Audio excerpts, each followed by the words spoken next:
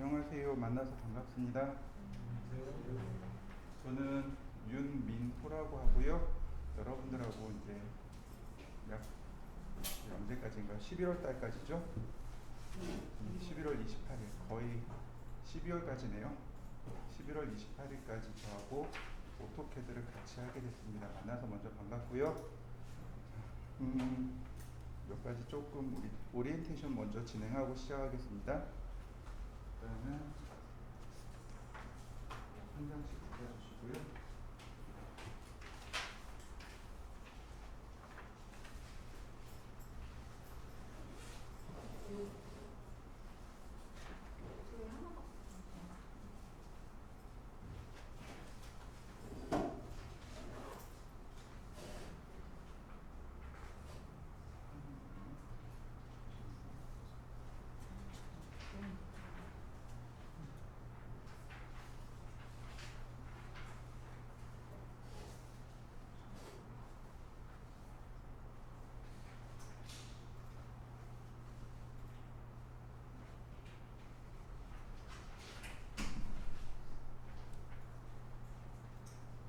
뒤에서 여기 글씨 보이나요? 글씨가 안 보이면 글씨를 조금 더 키워야 하니까 글씨 보이시나요? 네. 그리고 그 다음에 강정구 씨, 김영춘 씨, 남승현 씨, 심윤철 씨, 오윤서 씨,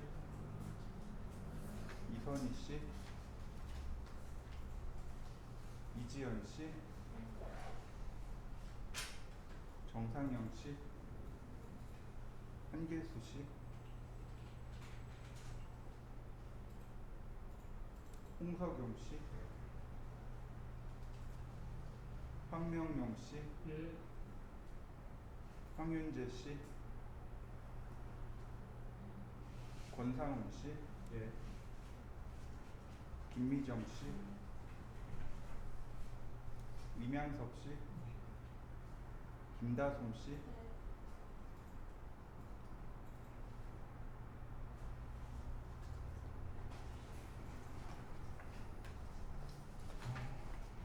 지금 드린 건 이제 개강 안내문이라고 해서 저희가 이제 오리엔테이션을 하려고 준비한 거고요. 먼저 보시면 일정을 먼저 봐주세요. 첫 페이지 위에서 두 번째 보시면 과정명 오토캐드라고 되어 있고요. 그 다음에 일정이 있습니다. 2020년 8월 29일 오늘 날짜부터 시작해서 2020년 11월 28일까지 매주 토요일 10번 수업을 하게 됩니다. 근데 그 아래 보시면 빨간 글씨로 휴강 날짜가 적혀 있습니다. 10월 10일, 10월 17일, 11월 14일 휴강 날짜로 되어 있습니다. 그리고 이제 시스템 점검일이라고 해서 학원들 점검하는 시간들이 있습니다. 그래서 이 날짜는 저희가 그래서 휴강으로 잡혀져 있습니다. 그래서 요거까지 하면은 거진 13주가 되겠네요. 그래서 11월 28일까지 우리가 수업을 하도록 되어 있습니다. 그리고 중요한 거는 특별한 건 없고, 제일 중요한 거는 출결 확인입니다. 여러분들이 들어오실 때 출결 확인을 제일 많이 신경을 쓰셔야 되는데, 먼저 지각과 조퇴에 대한 겁니다. 일단은 수업 시간이 저희가 12시부터 시작을 하죠. 근데 이제 사람이 이제 왔다 갔다 하다 보니까 조금 늦을 수 있어요. 그래서 10분 정도는 유보를 해줍니다. 그러니까 예를 들어서 들어오셨는데 이제 카드를 찍으실 때 그러니까 12시 9분에 찍었습니다. 이건 지각이 아니에요. 근데 12시 10분이 넘어서 11분에 이걸 찍으면 지각 처리가 되기 시작합니다. 다행히 10분까지는 괜찮아요. 근데 10분 이후로 찍히는 건 다 지각으로 들어가 버립니다.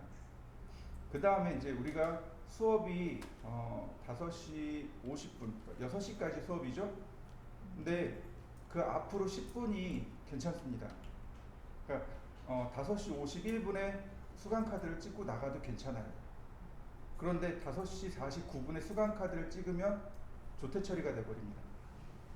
그러니까 우리 수업 시간 앞 뒤로 10분 정도는 유보 시간이 있어서 지각과 조퇴에 대해서 유보를 해줍니다. 그래서 저는 수업을 어떻게 하냐면 50분 수업으로 갑니다. 그러니까 정각에 시작해서 50분까지 하고 10분 쉬고 다시 정각에 시작하는. 그러면 맨 끝에 가면 5시 50분에 수업이 끝나는 거죠. 그러니까 뒤에 10분은 퇴실 카드를 찍어도 조퇴 처리가 안 되니까, 일반 정상 처리가 되니까 마지막 10분 쉬었다가 6시에 나가셔도 괜찮습니다. 근데 굳이 그러실 이유는 없겠죠. 조금 이제 쉬셔야 되니까. 그래서 저는 가급적이면 시간을 지키려고 해요. 50분 수업에 10분 쉬는 걸 지키려고 하는데 종종 이제 시간이 어긋나는 경우가 발생합니다. 그럴 때는 이제 가차없이 얘기해 주시면 돼요. 그러니까 쉬는 시간 됐어요라고 얘기해 주시면 수업하다가 그냥 그 자리에서 딱 끊을 겁니다. 끊고 바로 10분까지 휴식할 겁니다. 혹시 제가 시간을 놓치더라도 말씀해 주셔도 돼요. 전혀 문제가 안 됩니다. 10분을 쉬는 이유는요, 캐드가 생각보다 어렵습니다. 또 제가 생각보다 어렵게 가르쳐요. 그러니까 많이들 힘들어 하세요. 그래서 무조건 10분은 쉬려고 합니다. 잠깐 쉬고 충분히 회복하고 다시 또 50분 수업을 하셔야 돼요. 그래야 쫓아오실까 말까 해요. 그 다음에 이제 지각의 경우 지각과 조퇴의 규정은 어떻게 되어 있냐면 해당 수업의 50% 이상을 들으셔야만 합니다. 예를 들어서 오늘 좀 지각할 것 같아요. 그러면 그러니까 지금 12시죠. 1시, 2시, 3시. 그러니까 3시 이전까지는 오셔도 괜찮아요. 3시 이전까지. 우리가 수업이 6시간이거든요. 12시, 1시, 2시, 3시, 4시, 5시, 6시 이렇게 되죠. 그러면 중간이 3시죠. 50% 수업을 무조건 들으셔야 됩니다. 그러니까 3시 이전까지 들어오시면 50% 나머지 듣는 거죠. 그러니까 이건 지각 처리가 되어버립니다. 반대로 정각에 들어오셔서 3시 이후에 나가시면 이건 조퇴입니다. 무조건 50% 수업을 들으셔야 돼요. 이런 경우도 있습니다. 지각과 조퇴를 동시에 하는 날이 있습니다. 예를 들어서 12시에 오셔서 1시에 오셔서 뭐 5시에 나가신다.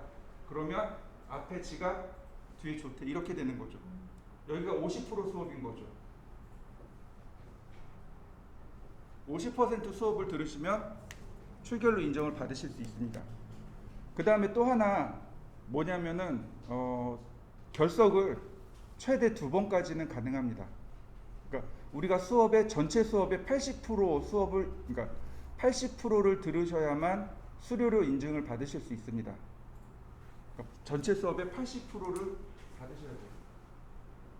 80% 수업을 참여하셔야 이제 수료로 인정이 되시는데 그게 최대 2번입니다. 우리가 수업이 10번이죠. 그러니까 최대 2번 결석까지 가능하다는 걸 기억하시고요. 그 다음에 지각과 조퇴를 함께 쳐서 3회면 그러니까 지각, 조퇴 합쳐서 3번이면 결석 1번으로 인정을 합니다. 그러니까 지각과 조퇴를 함께 카운트해서 어서 오세요. 지각과 조퇴를 함께 카운트해서 3회 이상, 그러니까 3회면 결석으로 카운트가 돼요. 그러니까 나는 지각과 조퇴를 주구장창 하겠다. 6번까지 가능한 겁니다. 나는 이 지각과 조퇴와 결석을 최대한 대로 활용해 보겠다. 그러면 결석 2번에 지각, 조퇴 합쳐서 2번. 이 맥시멈입니다. 그러니까 학원의 입장에서는, 그러니까 솔직히 제 입장에서는 지각과 결석, 조퇴는 모르겠습니다. 근데 지각과 결석은 안 하셨으면 좋겠습니다. 왜냐면 수업이 6시간 수업이잖아요. 그러니까 6시간 수업을 나가고 그 다음에 오시면 하나도 못 알아들으세요. 그래서 제 입장에서는 결석을 안 하시는 게 최상의 조건입니다. 근데 이제 사람이 살다 보면 이제 그런 일이 발생을 해요. 종종 결석하는 일이 혹은 조퇴하는 일이 종종 발생합니다. 그래서 가급적이면 수업을 앞쪽에 나가고 연습을 뒤쪽에 나가는, 그래서 조퇴는 하실 수 있도록 그렇게 배려는 해드리고 있습니다. 그러니까 가급적이면 지각을 하지 않았으면 좋겠고, 그리고 더 가급적이면 결석을 하지 않으시면 더 좋겠습니다. 그리고 요 지각과 조퇴에 대한 규정이니까 요거는 꼭 기억하시면 좋겠고요. 그리고 이제 이런 건 이제 조금 더 요령인데, 어쩌다 보니 결석을 2번 하셨어요. 근데 한 번 더 하게 생겼습니다. 근데 그러면 이제 우리가 수료 처리가 안 되잖아요. 이제 그럴 때 쓰는 요령이 뭐냐면, 그러니까 진단서를 제출해 주시면 돼요. 진료 확인서라고 하죠. 그러니까 병으로 인해서 병결로 하는 건 한 번 정도는 인정을 받을 수 있거든요. 그러니까 그럴 때는 이제 요령으로, 그러니까 병원에 가셔서 진단을, 그러니까 그 처방을 받으시고, 그러니까 진료 확인서를 학원에 제출해 주시면 한 번 정도는 이제 가능합니다. 그거는 이제 나중에 팁으로 가지고 계셨다가 혹시 만약에 사태에 발생하시면 이제 활용하시면 좋을 것 같고요. 그 다음에 평가가 2번 있습니다.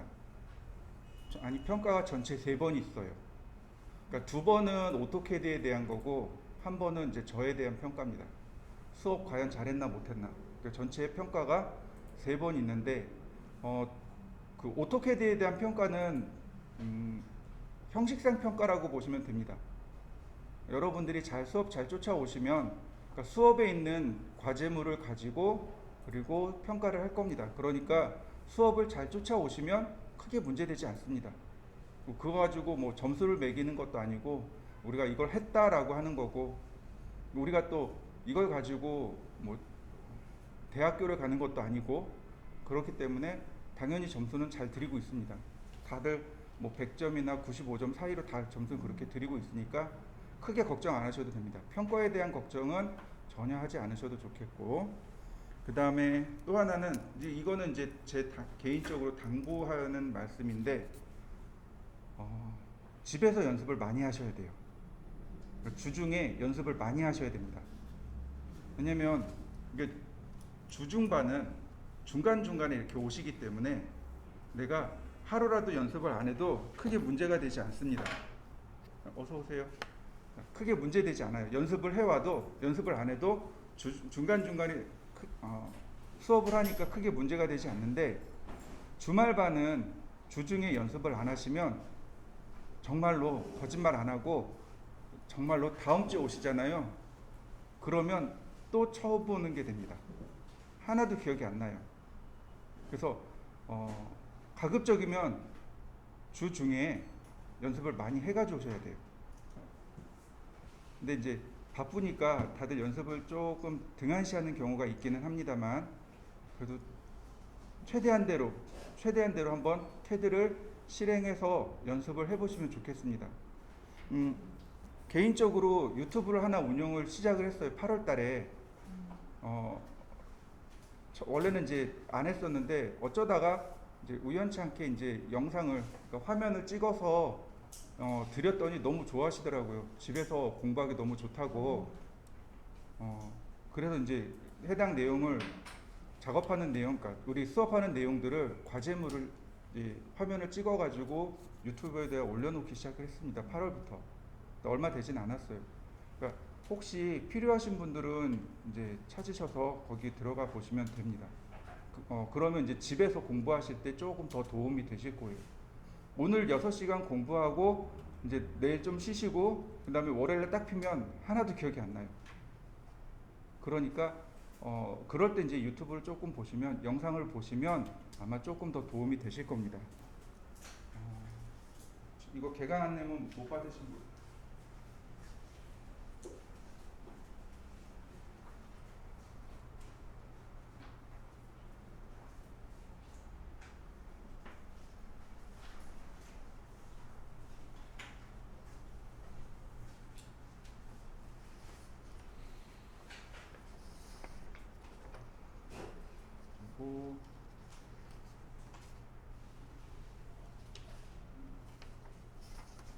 한 장 넘기시면 이제 날짜별 이제 수강 내용들 내용이 이제 적혀 있습니다. 이건 그냥 참고만 하시면 될 것 같아요.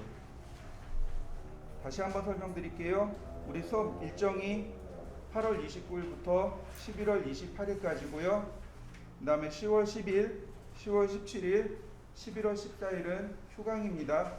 그날은 수업이 없습니다. 그리고 입퇴실 시, 입실과 퇴실 시 앞뒤로 10분은 유도리 있게 인정을 해줍니다. 그래서 지각 결석으로 지각이나 조퇴로 들어가지 않습니다. 그리고 우리가 수업을 들을 때 50% 수업을 무조건 들으셔야 돼요. 그래서 3시 이전에 찍으시면 지각이 됩니다. 3시 이전까지는 지각으로 들어가고 3시 이후로 출결 찍으면 결석 처리가 됩니다. 3시를 기준으로. 그 다음에 만약에 조퇴를 하실 거면 3시 이후로 하셔야 됩니다. 3시 이전에 하시면 결석 처리가 돼요. 그리고 하루에 지각과 조퇴도 가능합니다. 이때도 마찬가지로 무조건 3시간 수업은 들으셔야 돼요. 그리고 최대 우리가 수업 시간 중 80% 수업을 들으셔야만 수료가 됩니다. 다시 말하면 결석이 최대 2회까지는 인정받으실 수 있다라는 사실이고요.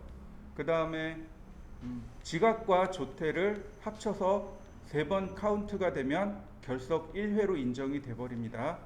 요건 꼭 기억하시면 좋겠고요. 그 다음에 제가 이런 거 한 장을 돌릴 겁니다. 이쪽부터 쭉 돌리면 여기 이제 그 이름하고 연락처하고 서명을 해주시면 됩니다. 이게 뭐냐면 요즘 코로나 때문에 말 많죠. 그리고 4층에 오시면 우리 체온재고 이름 다 썼죠. 네, 바로 그거 코로나로 인한 그 개인정보를 수집한다는 내용입니다. 요거는 보유기간은 1개월이고요. 그 다음에 이제 요거 여기 서명해 주시면 되겠습니다.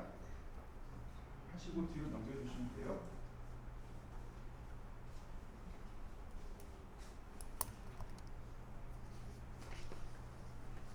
그리고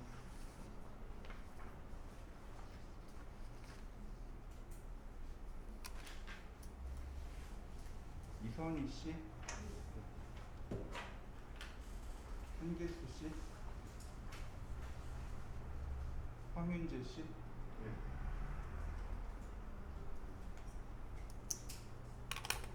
그다음에 책은 다 받으셨죠? 네. 제가 이렇게 쭉 적어드릴 겁니다. 제가 오늘 우리가 공부해야 될 오늘하고 다음 주에 우리가 공부해야 될 명령어입니다. 요 명령어랑 책이랑 같이 비교해서 보시면 되겠고요.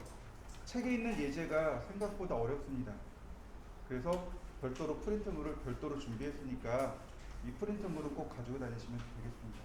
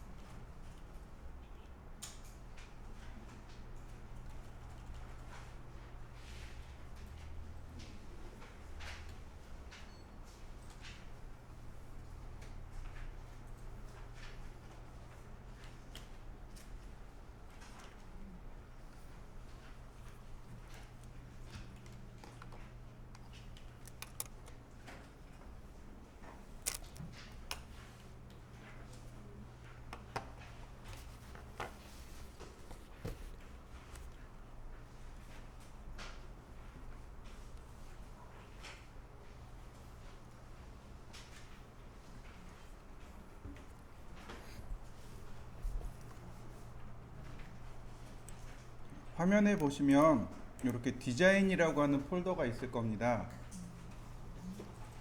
디자인 폴더를 더블 클릭하시면 이 안에 학원에서 사용되어지는 프로그램들이 있습니다. 그 중에 오토캐드 2016 잉글리시라고 하는 아이콘이 있을 거예요. 이렇게 오토캐드 2016 잉글리시라는 아이콘을 더블 클릭하시면 오토캐드가 실행이 되어집니다.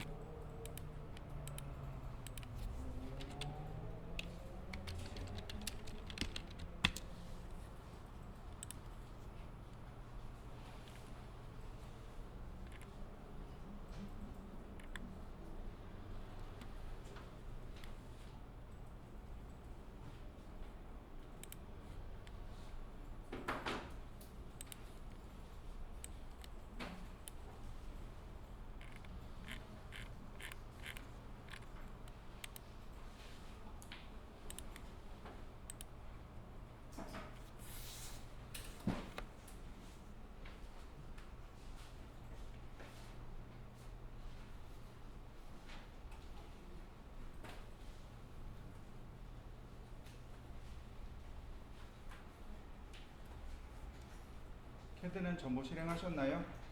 네. 그 캐드는 일단 각자 알아서 구하셔야 됩니다. 캐드 프로그램은 알아서 구하셔야 돼요. 왜냐면 학원의 이름으로 배포가 되기 시작하면 불법 배포가 되기 때문에 학원의 이름으로는 복사를 할 수가 없습니다. 일단 캐드는 각자 알아서 어둠의 경로로 구하셔야 됩니다. 학원에서 운영하고 있는 오토캐드는 버전이 2016 그리고 영문판 버전입니다. 원래 오토캐드는 국내에 유통되어지는 정식 오토캐드는 전부 한글판 버전입니다. 영문판 버전은 없다라고 해도 좋습니다. 왜냐하면 오토데스크사에서 이미 한글화 시켜서 국내로 배포합니다. 근데 유일하게 이제 그런 분들이 계세요. 나는 죽어도 영어판 써야 되겠습니다 라고 하시는 분들에 한해서 영문판을 제공해 줍니다. 국내에 유통되는 건 전부 다 한글판인데 학원은 이제 이런 경우가 있어요. 한글판을 먼저 배워놓고 나중에 영문판을 쓰면 어렵습니다. 거꾸로 영문판 쓰다가 한글을 쓰면 조금 헷갈려요. 근데 쓰는데 문제되진 않습니다.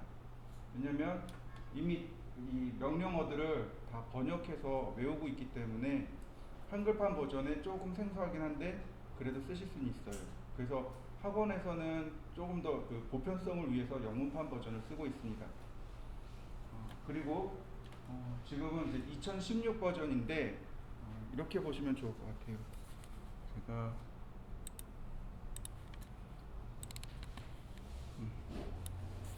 오토캐드 버전입니다. 오토캐드 2016 릴리즈 20.1 버전입니다. 이게 정식 버전이고요. 올해 2020년도에는 오토캐드 21 릴리즈 24 버전이 올해 4월 달에 출시가 됐습니다. 매년 4월 달에 새로운 오토캐드가 출시가 되는데 당해년도 더하기 1 해서 나옵니다. 올해가 2020년이죠. 그러니까 2021 버전이 올해 버전으로 나오게 되었습니다. 그러니까 내년도 4월 달이면 2022 버전이 나오게 됩니다. 매년 오토캐드가 새로운 버전을 해서 배포를 합니다. 근데 우리가 지금 학원은 2016 버전이죠. 좀 오래됐죠. 문제는 되지 않습니다. 뭐가 문제냐면 새로운 기능들이 조금씩 추가가 돼요. 이렇게 보시면 좋을 것 같아요. 가장 인기 있는 차가 소나타죠. 그죠? 소나타가 2019 버전이 있고 2020 버전이 있습니다. 근데 다른 건 없어요. 그냥 인터페이스가 조금 바뀐 거죠. 뭐 헤드램프가 조금 바뀐다든지 아니면 뭐 열선이 조금 들어간다든지 이런 내용들이 바뀌는 거죠. 전체적인 큰 형태는 안 바뀌는 거죠. 근데 이런 식으로 조금씩 하다가 어느 순간 갑자기 확 바뀌는 거죠. 그런 경우 아니면 크게 문제되진 않습니다. 근데 오토캐드가 그런 경우가 딱 한 번 있었는데 그게 언제냐면 오토캐드 2009 버전이었습니다. 그러니까 2008 버전하고 2009 버전은 완전히 달라요. 인터페이스 자체가 다 완전히 달라졌습니다. 근데 2016 버전이나 2021 버전이나 사용하는 방법은 똑같습니다. 심지어 저는 오토캐드 릴리즈 9 버전부터 시작을 했습니다. 오토캐드 릴리즈 9 버전을 공부해서 릴리즈 13 버전부터 학생들을 가르치기 시작했거든요. 근데 그때 썼던 제가 릴리즈 9 버전에 배웠던 명령어가 아직도 그대로 쓰여지고 있습니다. 근데 그건 없어질 수가 없어요. 바뀔 수도 없고. 그러니까 크게 문제되지 않습니다. 우리가 9 버전이라서 문제가 돼요라는 것 한 번도 들어본 적이 없고요. 9 버전이라 문제가 된 적도 한 번도 없습니다. 설계를 하기 위해서 사용되어지는 명령어들이 딱 정해져 있습니다. 설계 외적인 부분 명령어들이 새로 들어온 거라면 모를까, 설계에 관련된 명령어들은 오토캐드 릴리즈 1에 이미 완성이 되어 있습니다. 그러니까 우리가 버전이 낮다고 해서 문제되지는 않습니다. 버전의 문제가 아니고 우리가 배워야 되는 것을 제대로 못 배웠거나 그걸 활용하지 못하는 거에 대한 문제가 더 큽니다. 그리고 예전까지 지금 보시면 2018 버전까지 2018 버전이 아니구나.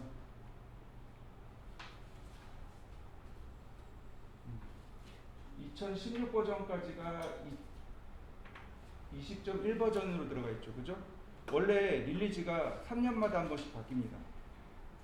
3년마다 한 번씩 바뀌었어요. 그러니까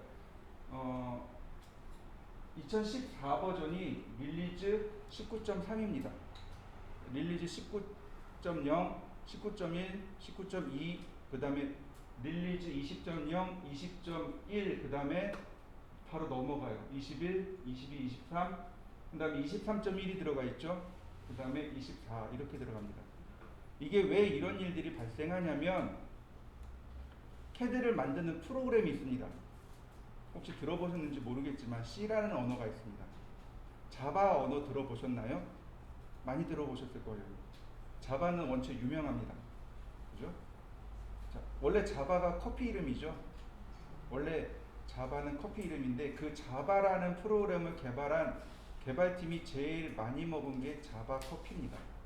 그래서 그 이름을 자바로 붙여놨어요. 근데 그 자바가 뭘 하는 거냐? 우리 그 핸드폰 쓰잖아요. 스마트폰 어플 만드는 프로그램이 자바입니다. 자동차에 타시면 자동차를 제어하는 그런 것들이 있잖아요. 그게 자바예요. 냉장고에 보면 냉장고를 제어하는 프로그램이 있습니다. 그게 자바입니다. 단지 휴대폰만 관련된 게 아니고 모든 사물을 제어하는 프로그램이 자바입니다.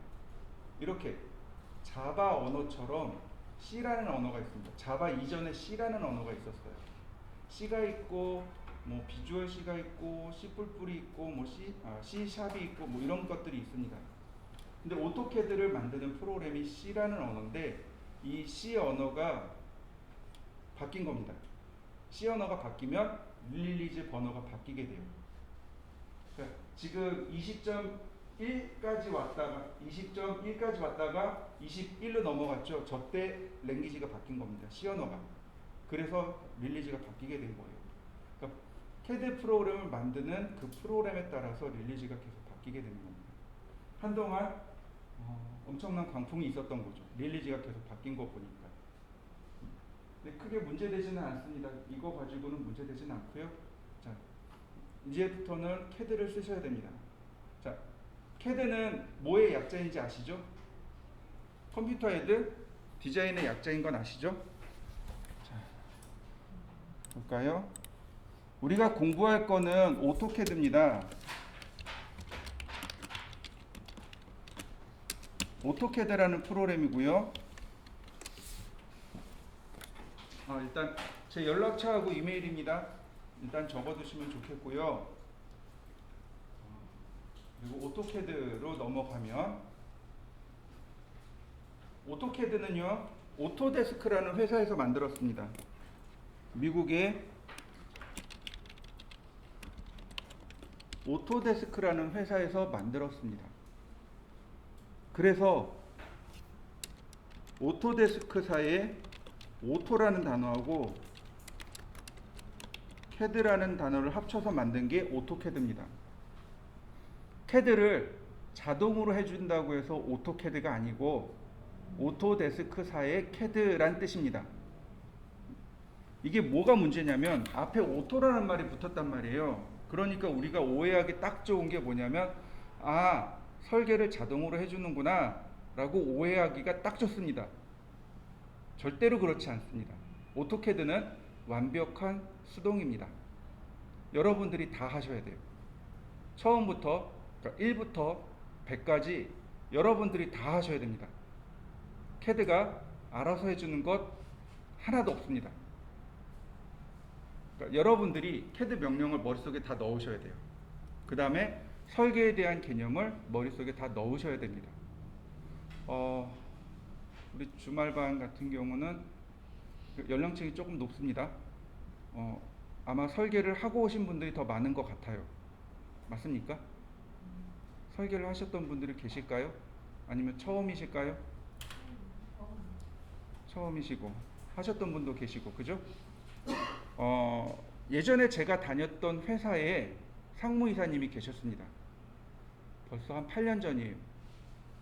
그 상무이사님이 그 당시에 연세가 72살이셨습니다. 72이었거든요. 이미 은퇴를 하셨는데 회사에서 필요하니까 더 계셔주세요. 그리고 모셔왔습니다. 그 이제 상무이사님 직함을 두고 그리고 시작을 했는데 이분이 캐드를 못 다루세요. 근데 설계는 하세요. 그러니까 저 같은 경우도 그렇고 이제 여기 계신 분들도 설계를 배우셨던 분들은 대부분 다 손으로 설계하셨던 분들입니다. 저도 손으로 설계를 했거든요. 손으로 그 상무이사님도 손으로 설계하셨던 분이세요. 그러니까 설계에 대한 개념은 머릿속에 있는 겁니다. 캐드는 그걸 표현하기 위한 도구입니다. 캐드는 도구예요. 그러니까 가장 많이 질문받는 게 그겁니다. 캐드를 배우면 설계를 하나요? 그건 50%만 맞아요. 설계를 하셔야 캐드를 쓰면, 그러니까 설계를 배우시고 캐드를 활용해서 쓰는 게 맞습니다. 근데 거꾸로 된 거죠. 캐드를 하고 설계를 배우면 50%밖에 못 쓰는 거죠. 이렇게 보시면 됩니다. 캐드1이라는 직군이 있습니다. 혹시 들어보셨나요? 캐드1이 있고 설계자가 있고, 실제 직군 중에는 캐드1이라는 직군이 있습니다. 이분들은 뭐 하시는 분들일까요? 캐드를 활용해서 도면만 그리는 분들. 그러니까 누군가 도면을 가지고 와요. 야, 이거 좀 그려줘. 그러면 그거 보고 도면을 똑같이 그려내는 사람들. 근데 설계자는요? 설계를 머릿속에 가지고 있는 분들인 거죠. 설계할 수 있는 능력이 있는 사람을 설계자라고 하는 거죠. 설계를 할 수 있는 분들은 오토캐드가 아니어도 돼요. 손으로 설계할 수도 있고요.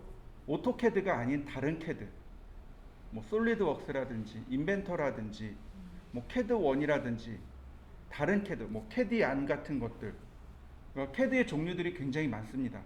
다른 캐드들 가지고도 얼마든지 설계를 할 수 있다는 얘기입니다. 그러니까 가급적이면 설계자가 되시는 게 옳습니다. 근데 학원에서 60시간 가지고는 설계자를 만들어내기에는 택도 없이 부족한 시간이고요. 물론 이제 설계에 대한 개념은 이제 설명을 드리긴 할 겁니다. 설계 이렇게 해요. 그래서 명령어 이렇게 넣습니다. 이 명령어는 설계할 때 이렇게 씁니다라고 알려드리긴 할 겁니다. 근데 결국은 이제 학원에서 하면 이제 캐드1밖에 되지 않습니다. 그래서 누누이 얘기하는 거, 자격증을 따세요.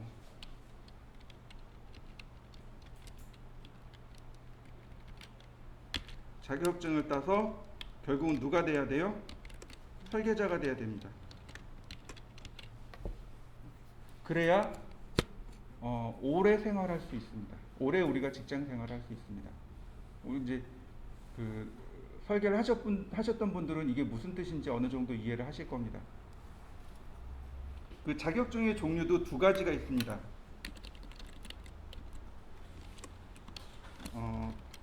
자격증도 CAT라는 자격증이 있고요. 전산, 응용, 건축 또는 기계 기능사가 있습니다. 이렇게 되는구나. 이거 닫아야 되는구나. CAT는 민간 사설 자격증입니다. 한국 생산성 협회에서 운영하는 자격증이고요.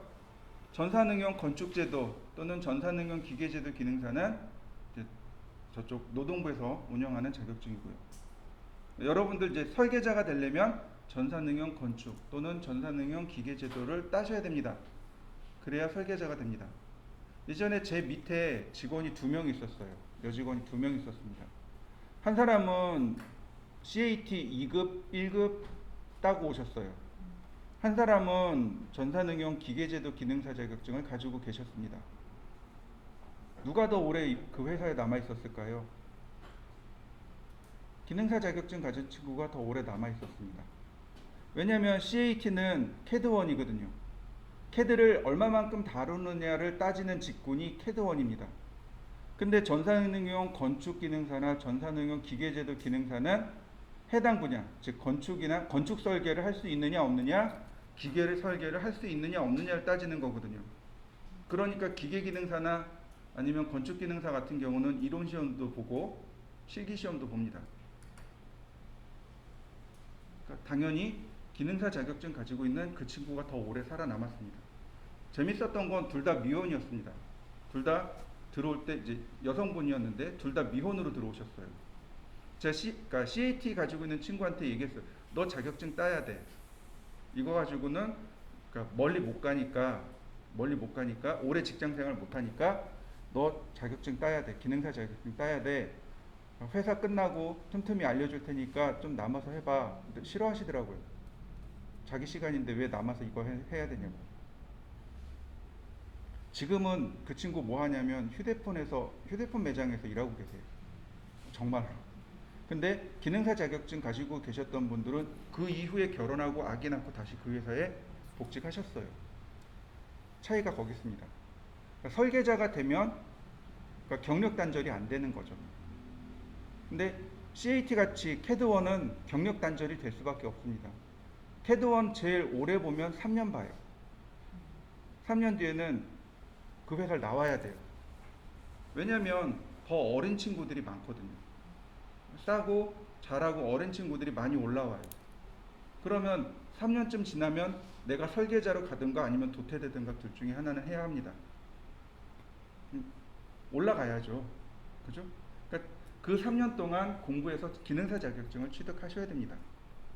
그래야 이제 설계자로서 이제 길을 시작하는 거죠. 기능사 위에 산업기사 있고 산업기사 위에 기사 있고 그 위에 기능장 있고 거기까지 쭉 올라가셔야 됩니다. 그래야 이제 우리 앞에 이제 설계자라는 말이 붙는 거죠. 그래서 저는 가급적이면 자격증을 취득하세요라고 계속 얘기를 합니다. 그 취업을 목적으로 오신 분들이 계세요. 취업을 목적으로 오신 분들이 계십니다. 무조건 전 CAT 따라고 합니다.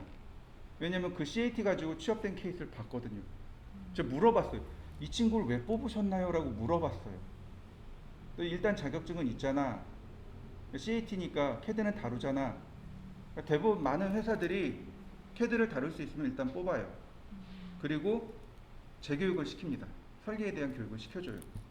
그리고 설계자로서 나아갈 수 있도록 길을 열어주는 회사들이 많습니다. 내가 전산응용 기계제도 기능사 자격증을 땄다고 해서 그 회사에 제품을 설계할 수 있느냐? 그런 데도 있고 안 그런 데도 있어요. 예전에 이제 제 거래처 중에 하나가 그런 회사가 있어요. 기계 제품을 그러니까 기계를 만드는 회사가 있었습니다. 근데 거기는 설계자가 들어오면 무조건 생산 라인으로 보냅니다. 1년이요. 생산 라인에서 1년 동안 그 기계가 어떻게 조립되어지는지를 다 본인들이 조립하고 부품의 종류 다 배우고 그리고 1년 지나고 나서 비로소 설계실로 올라가요. 그런 회사도 있어요. 근데 부품이 간단한 회사 같으면 이거 그려 이렇게 나온단 말이죠. 그건 몰라요. 아무도 몰라요. 여러분들이 어디로 취업할지 모릅니다. 그러니까 일단은 급한 대로 자격증은 따셔야 돼요. 그래야 한 줄이라도 더 가죠. 거꾸로 생각해 보세요. 거꾸로. 여러분들이 면접관입니다.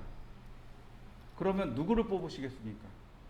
첫 번째, 전공자의 자격증이 있는 친구. 두 번째, 전공자인데 자격증 없는 친구. 세 번째, 비전공자인데 자격증이 있는 친구. 네 번째, 비전공자인데 자격증도 없는 친구. 누굴 뽑으시겠습니까? 지금 제가 얘기한 대로 1, 2, 3, 4순위가 나오잖아요. 비전공자인데 그래도 관련 자격증이 있으면 3순위까지는 올라간단 말이죠. 그러니까 혹시 취업을 목적으로 하신 분들이 계시다면 CAT라도 좋습니다. 따세요. 도움이 됩니다.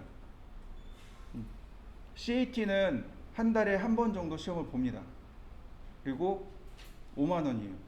1회 시험 볼 때 5만 원이고 자격증 그 발급 비용이 6천 얼마 나오더라고요. 한 6만 원 정도 들어간다고 보시면 돼요. 보통 그 CAT 관련된 기출 문제 한 15문제 정도 풀면 따실 수 있어요.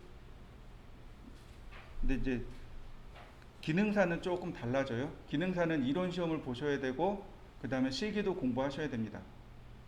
조금 달라지고 기계 같은 경우는 3D 설계를 하셔야 돼요. 조금 더 어려워졌습니다.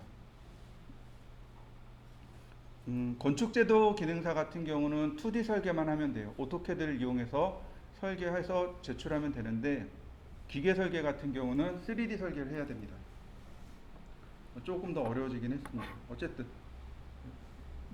가급적이면 캐드1 말고 설계자가 됐으면 좋겠고 오토캐드는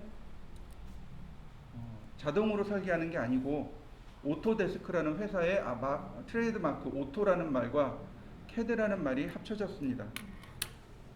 캐드는 컴퓨터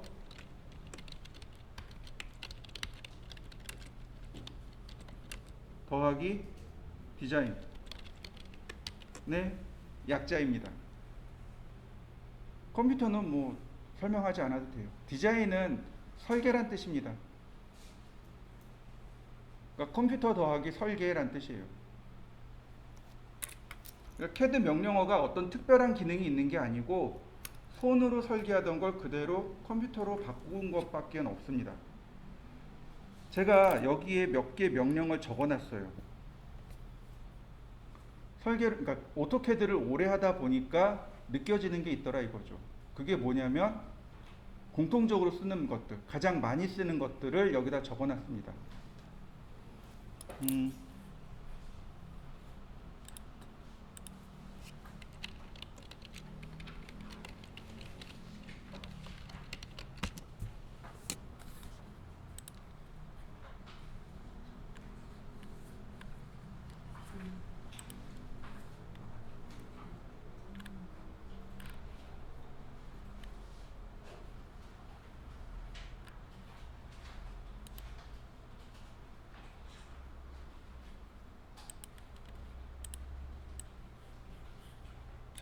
일단 보시면 얘네들이 손으로 설계할 때 썼던 제도 용품들입니다.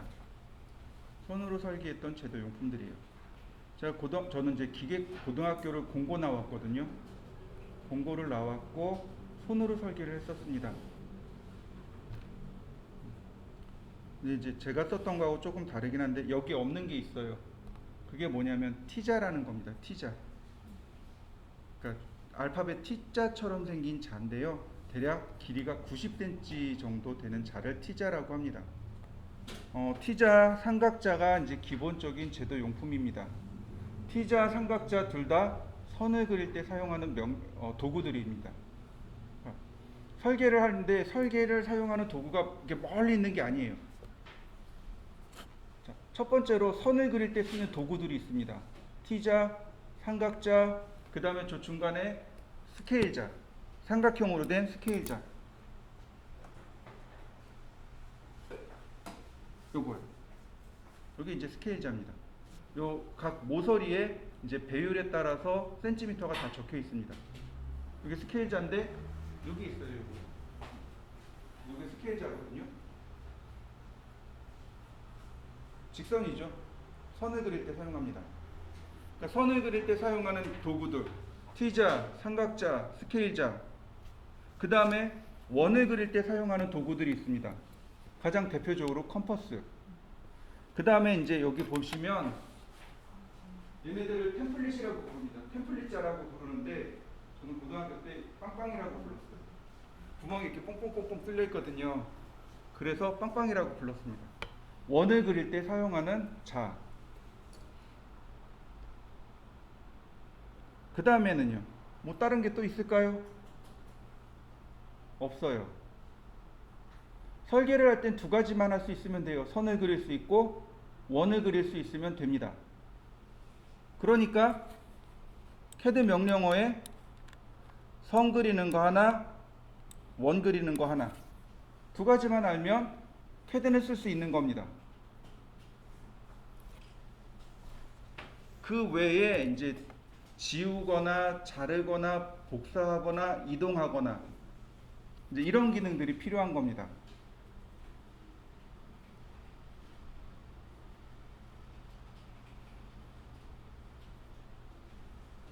제가 CAD를 처음 접했을 때요, 국내 학원이 거의 없었어요.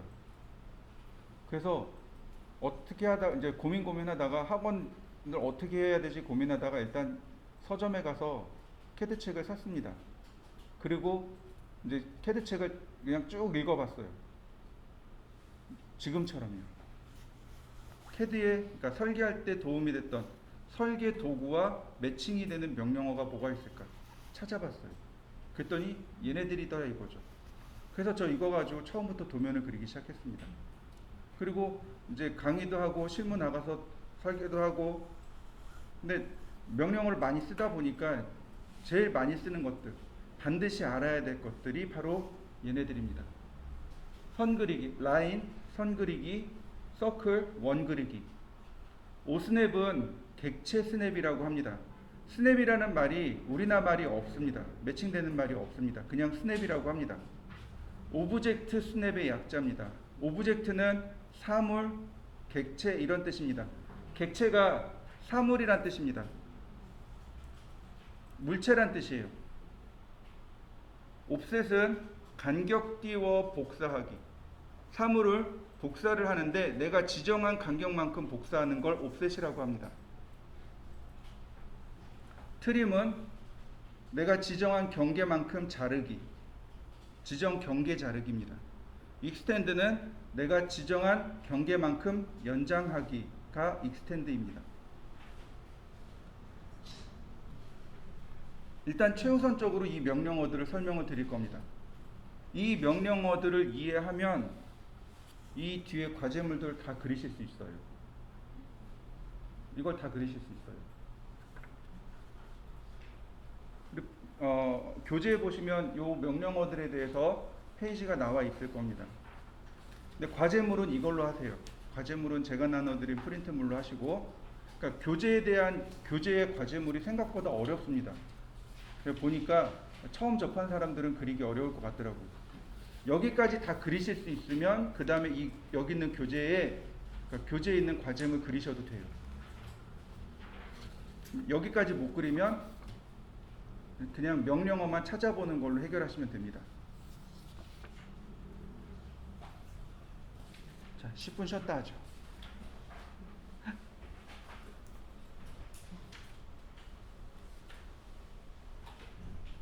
정상영 씨, 저 4층 그 데스크에 한번 가보시겠어요?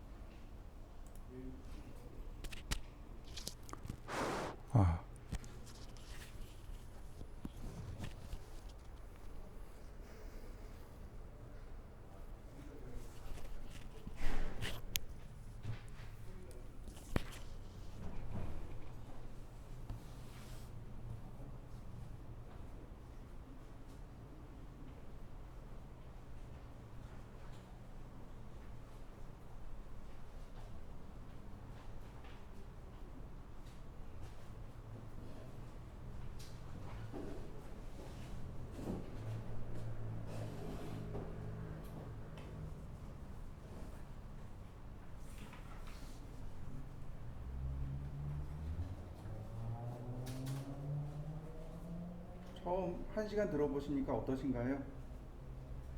피곤하시죠?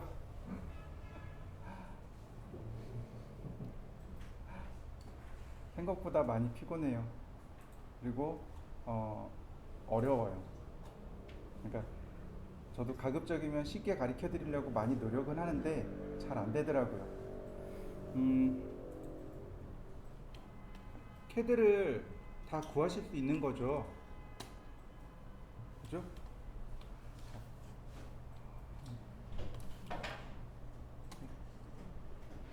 혹시 난 도저히 캐드를 못 구하겠다 하시는 분들은 USB를 들고 조용히 저한테 오세요. 다만 이제 어디 가서 학원에서 해줬어요 내지는 선생님이 복사해줬어요 라는 말만 안 하시면 됩니다. 다이소에 가면 5,000원짜리 4기가짜리 USB 팔아요. 그거 하나 들고 오시면 돼요. 혹은 남는 거 있으면 들고 오시면 됩니다. 최소 2기가 이상 되는 거. 그 USB 하나 들고 오시면 되고요.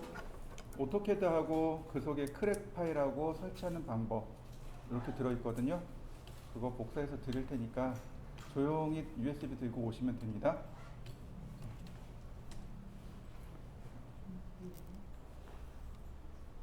캐드를 실행할 건데요. 캐드를 실행하시면 이런 환경이 나옵니다.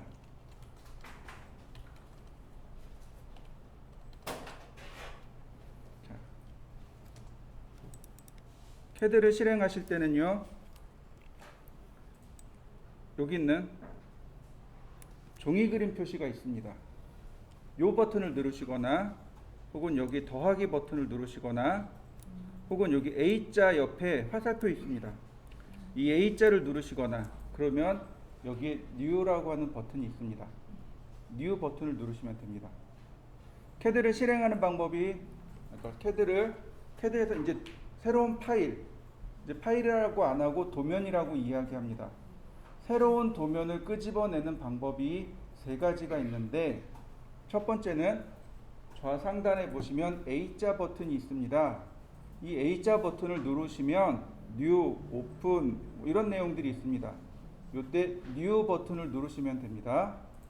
또는 이 A자 옆에 New, Open 나중에 여기 세이브가 하나 더 생깁니다. 디스켓 그림에 세이브 그림이 하나 더 생길 겁니다. 이 버튼을 누르셔도 되고 자, 여기 시트 탭입니다. 이 탭에 더하기 키를 누르셔도 됩니다. 자, 다 같이 A자 버튼에 New를 누르시면 됩니다.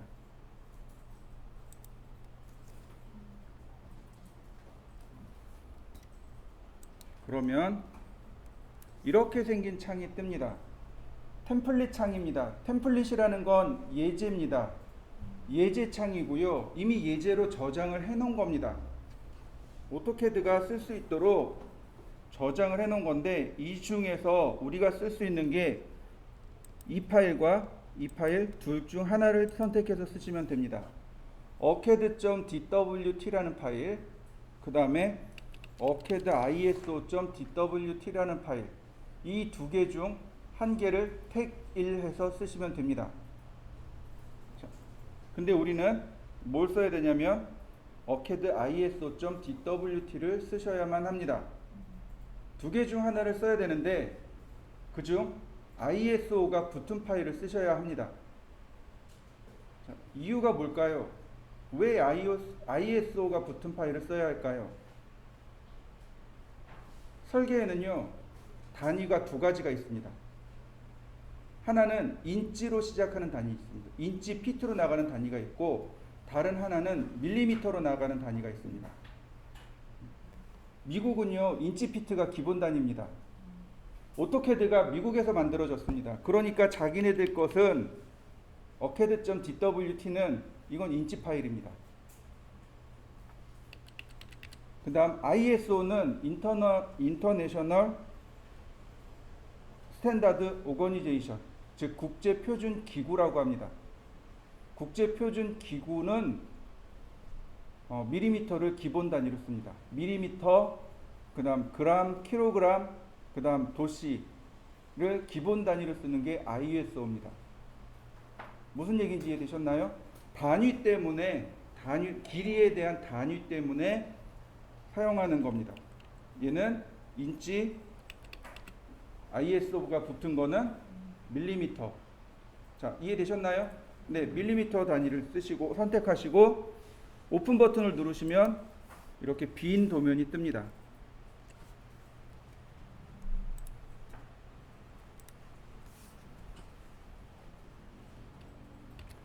자, 이렇게 생긴 도면이 뜰 겁니다. 다 떴나요?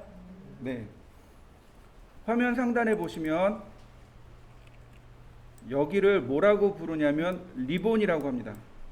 R, I, B, B, O, N. 리본 메뉴라고 합니다. 리본 메뉴. 이 리본 메뉴에 모든 명령어가 다 들어있다고 보시면 돼요. 그 다음 여기 새까만 부분 있죠? 여기가 도면 영역입니다. 도면 영역이고 그 다음에 이 아래쪽에 보시면 커맨드라고 하는 라인이 이렇게 있습니다.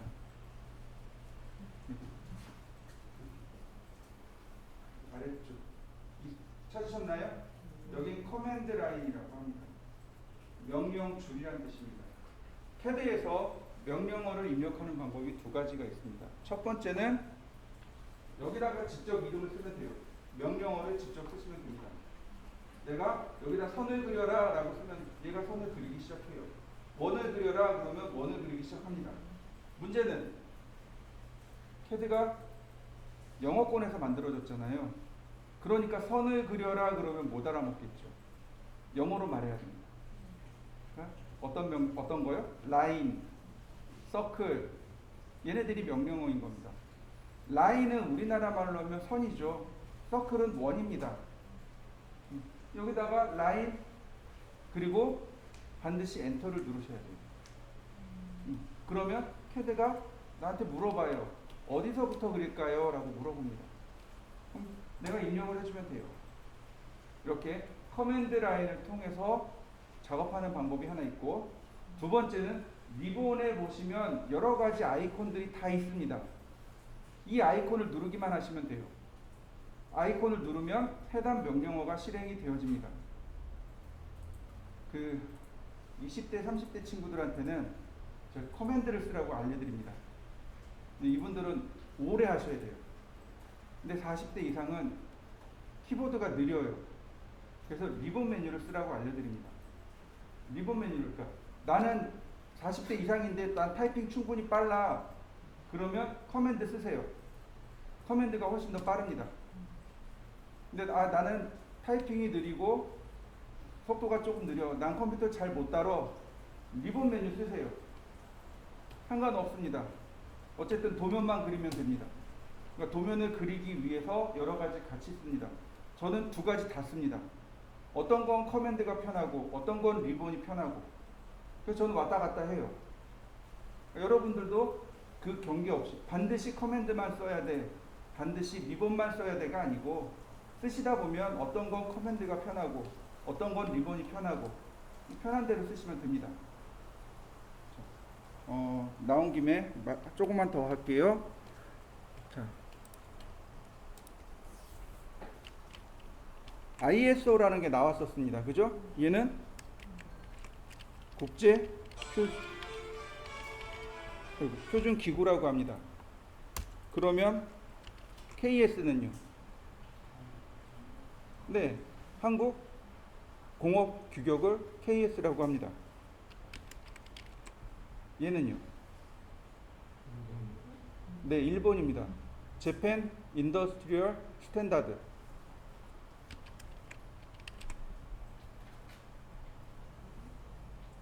처음 들어보셨죠? 독일입니다.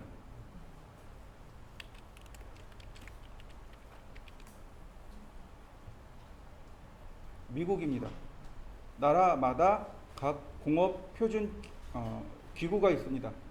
나라마다 공업 표준이 있습니다. KS, GIS, DIN, ANSI 이렇게 있습니다.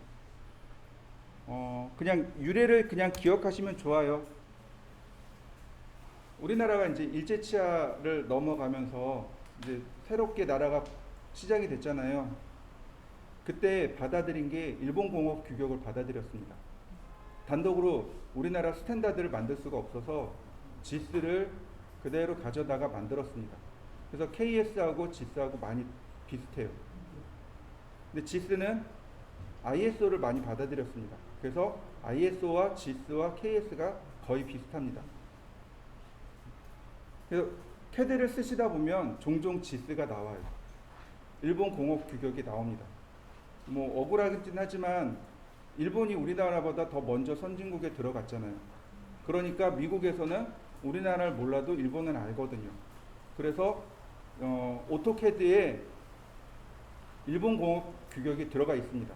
우리나라에 오는 건데도 불구하고 KS가 안 들어오고 지스가 들어와 있는 경우들이 많습니다. 그건 이제 우리나라가 더 강력해지면 바뀔 수 있는 내용이라고 보고요. 제가 고등학교 다닐 때 저희 선생님이 그러셨어요. 저희 선생님이 너네가 내 나이쯤 되면 우리 KS가 지스에서 독립될 것 같아 라고 얘기하셨는데 한 10%밖에 독립 못했습니다. 제 아들이나 그 아들의 아들까지 가야 지스에서 KS가 독립할 것 같긴 합니다. 억울하지만 그래도 현실은 현실이니까 우리가 설계를 하면서 많이 나오는 것들이 KS하고 지스입니다. 많이 같아요. 많이 같고 실제로 그 철강 회사들 가면 일본 공업 규격의 철강들을 많이 팔기도 합니다. 현재 실무에서도 많이 써요.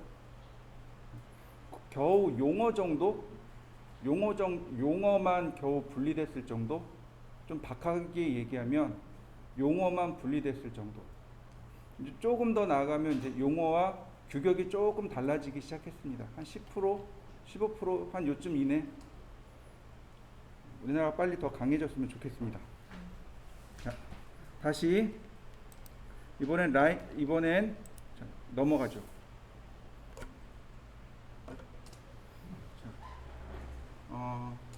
화면에 보시면 크리에이터도 잘 안 보실 텐데 화면 하단에 보시면 이렇게 생긴 아이콘이 하나 있습니다. 찾으셨나요? 여러분들 화면 보셔도 좋습니다. 화면 좌측 하단에 X, Y라고 하는 것이 있습니다. 얘를 뭐라고 부르냐면 UCS 아이콘이라고 합니다.